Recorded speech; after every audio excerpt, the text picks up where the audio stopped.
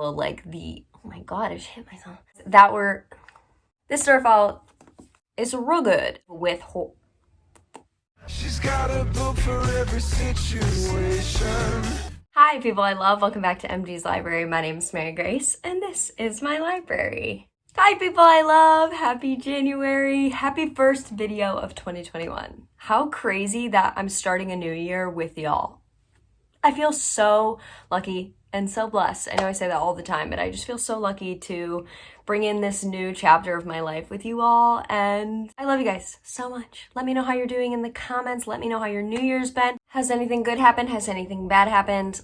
Let me know. Sound off in the comments. Today, y'all, we're just gonna be doing a little bit of a wrap up. I read a lot more in December than I did in November because, as y'all know, I only read 2 books in November. So we actually have things to talk about today, y'all. We're gonna be doing our wrap up, and I'm gonna be talking about my TBR, what I want to read in the month of January. So without further ado, let's get right into it. But y'all know the deal. Go grab your beveragino, take a little sippy do, and let's get right into it. Let me pull up my Goodreads. Oh my god, I forgot that I read this book. I feel like the beginning of December was forever ago, like Dallas trip, everything. I feel like that literally happened 9 years ago, but it just happened. So the first book that I read in December was Credence by Penelope Douglas. I rated this book 3 stars out of 5. I did really enjoy it because it's PD. It's Penelope Douglas. She can do no wrong. That woman knows how to write a romance. I don't know what else to say. I read this for the Disney Channel Games readathon for the first prompt, and I did enjoy it. It was a fine time. I did figure out that I'm not into reverse harem. So if y'all don't know, this book follows a young girl who was always kind of neglected by her parents. They're both pretty famous and in the spotlight, and they're just madly in love with each other, but they could really care less about their daughter. And she has so much trauma and things like that because of her upbringing. Her parents actually end up passing away, and she goes to live with her step uncle, her adopted uncle. It's her dad's adopted brother. Goes to live with him in the mountains in Colorado, I believe. And she meets his 3 sons, whom are her cousins, and they get snowed in for about 3 months out of the year, 4 months out of the year, and y'all can guess what goes on. The writing was incredible. I don't think anybody else could have done this sort of situation justice. Penelope Douglas is incredible, y'all know, but it just wasn't my cup of tea. 3 out of 5. The next book I read was also for the Disney Channel Games. It is Paper Girls 3. This story just keeps getting juicier, y'all. It's so good. I'm just so obsessed with this series. I need to buy the 4th one. I am so obsessed with these books. I can't talk about the book because it'll give it away if I talk at all about it. But it's so good, y'all. It's such a fun time. I read this while I was in Dallas, and there's just nothing better than these books. I love them. 5 out of 5. I actually read this book first in the month, but I just forgot about it. Also, I didn't put it on my Goodreads, which is weird of me. But I reread Beautiful Bastard by Christina Lauren. I read this book a long time ago, a few years ago, and absolutely loved it. Loved it. I'm a huge Christina Lauren fan. Y'all know this. This story follows Chloe Mills, who is an MBA student, and she is in an internship at this big hotshot company, and her boss is a douche canoe. But she cannot ignore her feelings for him, and they escalate pretty quickly, and it's not necessarily insta-love in this book. It's definitely enemies to lovers. But there's a scene in the beginning. This wasn't as good as I remember reading it the first time because there's no magic like the first time reading a good book. I would definitely still give this a 4 out of 5. I loved it. I love Christina Lauren's writing. It always keeps me engaged and captivated, and I do love this book. Naima read this month, and she just started reading it, so I was like, I'm gonna reread it, so. Another book that I reread in the month of December. I feel like rereading always gets me out of slumps or feeling like I don't want to read. So I read my favorite book of the year, which is Beautifully Cruel by J.T. Gessinger. So at the beginning of the month, I convinced Naima and Reagan to read this book. And as y'all know, this is one of my favorites of the year, favorites ever, one of my favorite books ever. It's so good. And we were on FaceTime and they were like, let's read the book aloud. So we each took turns reading a chapter to each other. It was honestly so special to me. I don't even know if they realized how like special that was to me. One, to read one of my favorite books with them, but two, just to like be able to sit and enjoy this book together was so special. This book follows Truvy, who is a waitress at a little diner, and Liam Black, who is the head of the Irish Mafia, takes a liking to Truvy and every night comes to her diner to sit in her section and talk to her. And Things escalate from there, y'all. It's so good. It's such a good mafia book. It's such a good enemies to lovers. Y'all know the way J.T. Gessinger writes her heroines is everything to me. I relate so much to every woman that she writes. A different piece of me relates to them, and that is something that I don't find in a lot of books, and I just love her. This book is incredible. Read it. I don't know how many times I can yell at you. Alrighty, the next book that I read was also for the Disney Channel games. It is Check Please. 5 out of 5. Absolute 5 out of 5. This was actually in my top books of 2020. If you haven't seen that video, go watch it. But this book is incredible. This story follows Biddy, who is a new addition to the Samwell hockey team, and there is such a beautiful interpretation of brotherhood and acceptance and loving someone no matter what in this book. The illustrations alone could get ya. The like mixed media in this, there's like a whole section of tweets in here of Biddy tweeting, because he tweets throughout the whole book, and he is actually a YouTuber, so it follows like him vlogging, and that's like the basis of how he speaks to everybody in this book, and it's so good. And the next book I read was The Last Olympian by Rick Riordan. This was the last book in the Percy Jackson read-along that some of my pals were doing.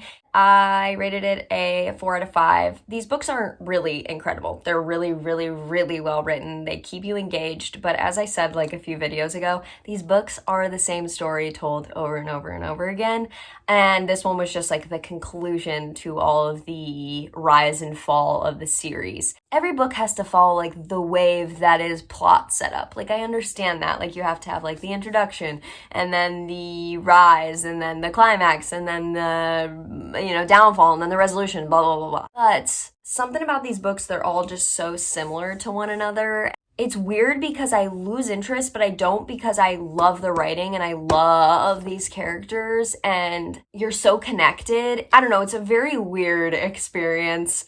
I don't know if anyone else relates to that. I really, really, really do love these books. Like, I'm so glad that I read them because I'd never read them before and this was the first time. And they're incredibly special books. Like, I can't imagine reading this at the age of like 14, how much this would have touched me. But now being 22, almost 23, I'm like, it's just not exactly like life-changing to me, but that doesn't change its like depth and how incredible these books are. I think that they're beautifully written. I just feel like I'm too old and like the magic of it's gone, which is like probably my biggest beef because I don't want to get old. But these books are very, very good. 4 out of 5 for sure. The next book that I read in the month of December was Wicked Beautiful by J.T. Gessinger. I talked about this in my best books of 2020 as well. I can't believe how many favorites I read in the month of December. It's like really weird. J.T. Gessinger, y'all, I will scream it from the rooftops. I will never stop. I'm so in love with her. She's so incredible. I literally could cry because she has seriously changed my life with her writing. She is an author that I want to be like. She embodies everything that I want to be, her writing style. I'm just so in love with her. Quick synopsis, this book follows a woman and a man who were deeply in love in high school and something big rocks their world and they both split ways. And now our woman is a famous motivational speaker and she talks pretty much all about like sticking it to the man and like literal men and how women can take back our power from men. And our guy here, he is a famous restaurateur and he opens lots of restaurants. He's very known for womanizing and things like that. Little do they know that they live in the same city. Our woman has had a lot of plastic surgery done, so she looks very different. She wanted to create a whole new persona for herself, so she changed her name and everything. And these two actually bump into each other at one of his restaurants. Little does he know that she is who she is. And she decides to make him fall in love with her and take revenge. And I tell you that this book made me sob like a baby. Again, JT Gessinger writes her women all so different, but they have this fundamental like fire in them that is so empowering. And no matter the woman or her background, she has this like spark in her that she will not take anything, and she owns her life, and she is the only person that she answers to. And I love that so much, and it resonates so deeply in my heart. And finally, I'm getting to read about women that make me feel empowered, but at the same time, they can be gentle and kind when it comes to love and relationships. I think that's so incredible. And this book is no exception to JT Gessinger's rule. She is everything to me. I love her. And the last book that I read this month is Blame It on the Champagne by Fiona Cole. I don't know why I picked up this book. I follow Fiona Cole on Instagram and saw like one of her little blurbs with a quote from the book, and I was like, I'm gonna read it.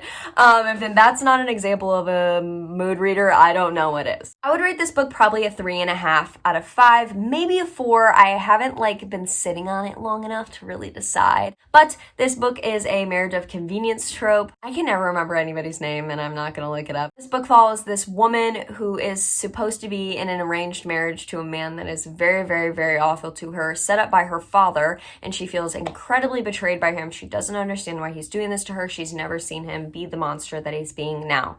And in swoops in this man who runs a shipping company who is a rival to her father's, and he offers to marry her so she does not have to marry the mean man. And okay, so I started off this book a little iffy simply because I've never read a Fiona Cole before. I literally own one. It's sitting right here. It's so funny.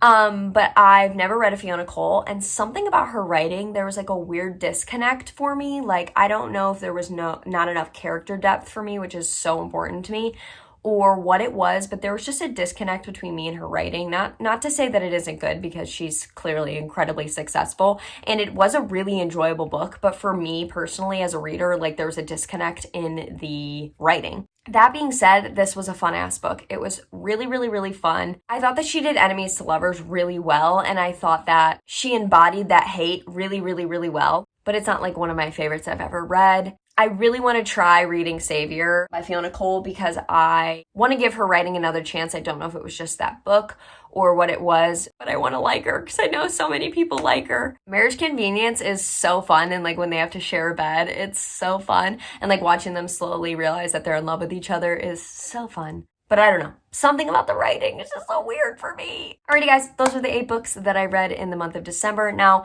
moving on to what I want to read in January. I've already started a few books. I've started These Monstrous Ties by KB Rose.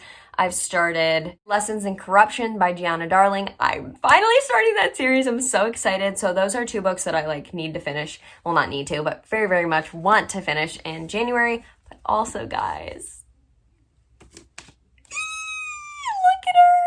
I got a Barnes & Noble gift card for Christmas, and I just decided to bite the bullet. I was like, you know what? I want the physical copy of this so bad. I want to be able to reread it and annotate it, so I bought it. It's so beautiful. I literally cried in the street outside Barnes & Noble. This book is everything to me, and I cannot wait to reread it and annotate it. I have my little sticky notes over there. I'm just so excited to reread this. So this is definitely a priority in January. I cannot wait to get to it. Finally found the physical copy of this book. I've been looking everywhere, Barnes & Noble, Target, anywhere I could freaking find, Amazon, and they didn't have it anywhere. They're sold out everywhere. The Duke and I by Julia Quinn. I'm just so excited. I'm so excited, y'all. I'm gonna eat through this, I know it. Look at how beautiful they are. If you haven't seen Bridgerton, go watch it. It's based off of these books by Julia Quinn. Everyone and their mother is talking about this. I know there's some controversy on it, and I really, really want to read the book so I can have my own opinion, and I'm just so excited. This is like, I'm absolutely reading this in January, no questions asked. And the last one that I need to get to in January, is Ugly Love by Colleen Hoover. I promised Reagan. Also, I started this. I've already started it. I just need to get through it. It's a really quick read. I don't know what I'm doing with myself, but I need to read it. And I'm very, very, very excited. This is also like a top priority. I need to like get out of my KU. I'm like looking at my Kindle. I need to like get out of KU and read my physical books. So this is absolutely a priority. But yes, guys, that was my December wrap up and my January TBR. I love you guys with everything that I have. I hope that you enjoyed this video. Like I said before, I am just so thankful to be kicking off this year with you all. I don't know what I did to get so lucky to have you all in my life, but Lord Jesus, I would not change it for anything. I love you guys so much. Let me know if I can do anything for you this weekend. If you need anything, let me know. DM me on Instagram, DM me on Twitter, follow me on everywhere if you want to, whatever you want to do. I'm sending all my good love and energy your way. I'll see you guys next week. Love you so much. Mwah! Picking my nails at every stoplight on the way back. You ask me